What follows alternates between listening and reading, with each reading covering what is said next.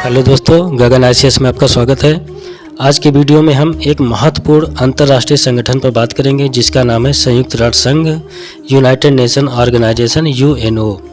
द्वितीय विश्व युद्ध के समाप्त हो जाने के पश्चात सभी विजेता देशों ने सोचा कि अब भविष्य में तृतीय विश्व युद्ध की स्थिति न बने, इसके लिए एक अंतर्राष्ट्रीय संगठन का गठन किया जाए। तब 24 अक्टूबर 1945 को सभी विजेता देशों ने संयुक्त राष्ट्र संघ की स्थापना की। तो संयुक्त राष्ट्र संघ की स्थापना कब होती है? 24 अक्टूबर 1945 को, और 24 अक्टूबर को ही संयुक्त राष्ट्र संघ दिवस भी मनाया जाता है। प्रश्न पूछा जाता है कि संयुक्त राष्ट्र संघ की स्थापना कब हुई? 24 अक्टूबर 1945 को। अंतर्राष्ट्रीय सुरक्षा, आर्थिक और सामाजिक विकास, मानवाधिकार और विश्व शांति के लिए संयुक्त राष्ट्र संघ की स्थापना होती है। इसका उद्देश्य अंतर्राष्ट्रीय और विश्व शांति बनाए रखना ही संयुक्त राष्ट्र संघ का उद्देश्य है। संयुक्त राष्ट्र संघ का ध्वज की पृष्ठभूमि हल्की नीली है और दो जैतून की वक्राकार पत्तियों के बीच में विश्व का मानचित्र है।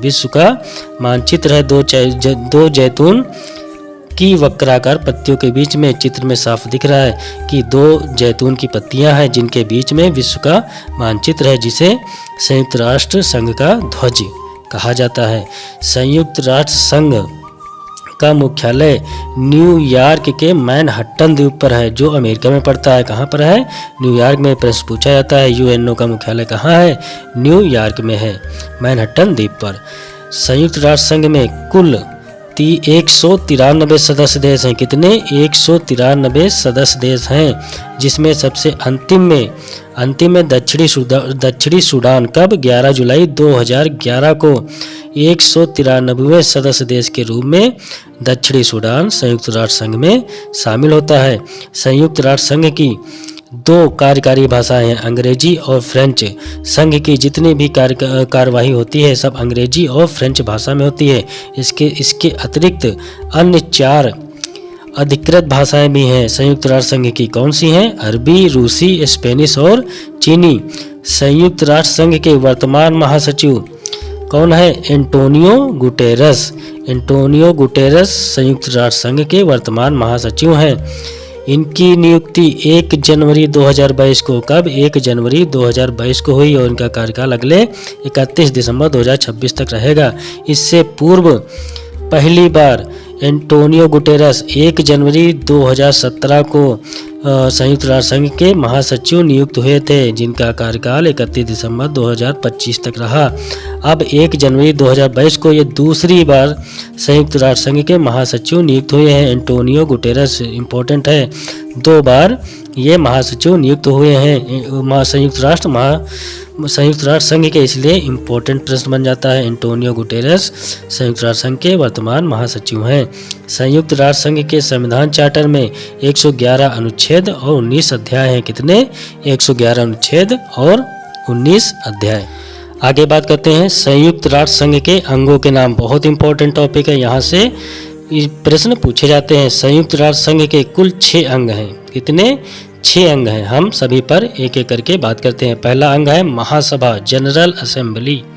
महासभा में सभी सदस्य देशों के प्रतिनिधि सम्मिलित होते हैं, इसलिए महासभा को विश्व संसद भी कहा जाता है। संयुक्त राष्ट्र संघ के कुल 193 सदस्य और सभी 193 सदस्य देशों से एक एक प्रतिनिधि महासभा में सम्मिलित होते हैं, इसीलिए महासभा को विश्व संसद भी कहा जाता है। क्या कहा जाता है? विश्व संसद। और महासभा के वर्तमान अध्यक्ष कसाबा करोसी हैं। कौन है? कसाबा करोसी।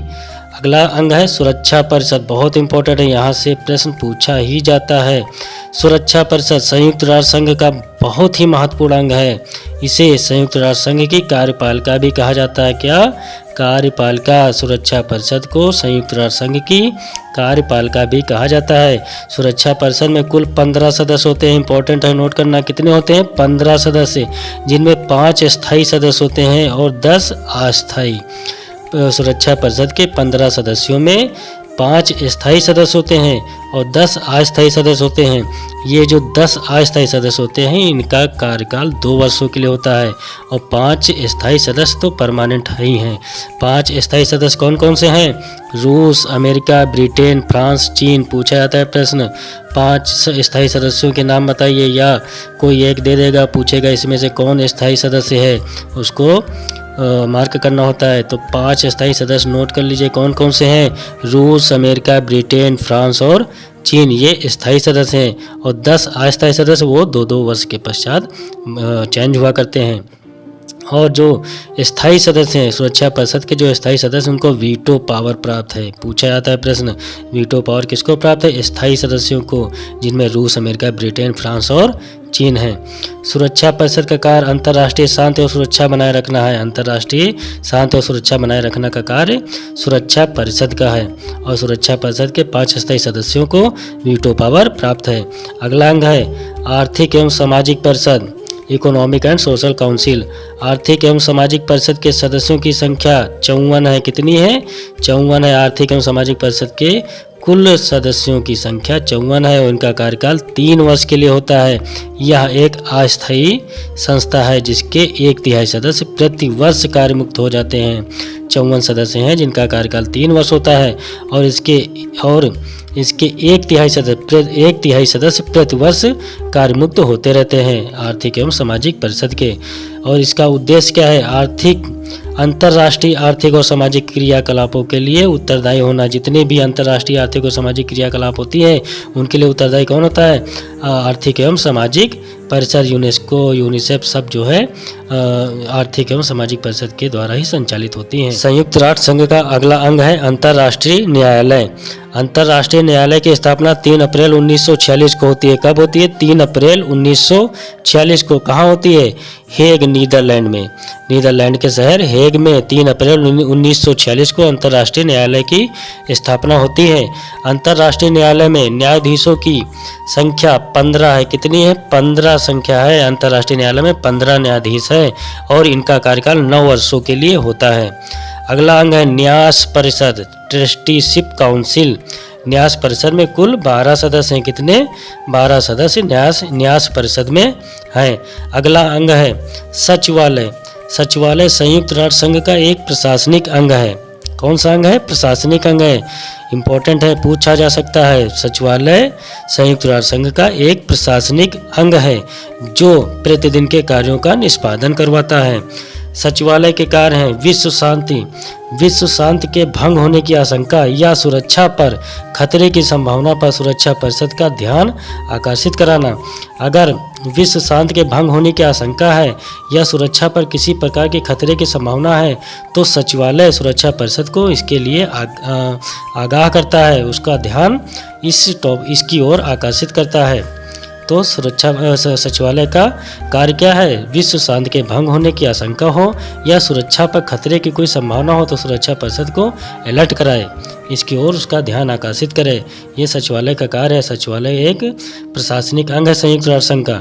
दोस्तों, अगर आपने अभी तक हमारे चैनल को सब्सक्राइब लाइक नहीं किया है तो हमारे चैनल को लाइक करें, सब्सक्राइब करें और हमारे नोटिफिकेशन को पाने के लिए बेल आइकन को ज़रूर प्रेस करें। बहुत बहुत धन्यवाद।